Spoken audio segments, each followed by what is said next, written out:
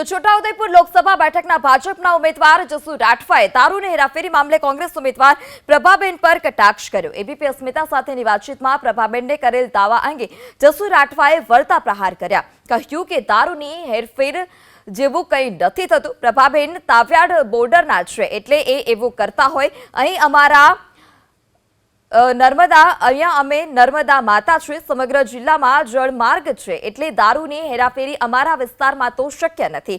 આ સાથે જ કહ્યું કે મન તો મત જ્યાં આપવો હોય ત્યાં આપી શકે છે, કોઈને ધમકાવતા નથી। ભાજપે કરેલા કામોનો હિસાબ કરી આદિવાસી મતદારો ભાજપને મત આપે છે। આ લોકશાહીનું પર્વ છે। બધા જ નાગરિકોને પોતપોતાને મત આપવાનો અધિકાર છે। એ પોતાના મનનો મત જ્યાં આપવો હોય ત્યાં આપી શકે છે। અમે મત માગવા જઈ રહ્યા છે ઉમેદવાર તરીકે, એટલે અમે અમારી નરેન્દ્રભાઈની સરકારમાં જે કરેલા કામો અને જે વિકાસના કામો લઈને અમે જનતા વચ્ચે મત માગી રહ્યા છે।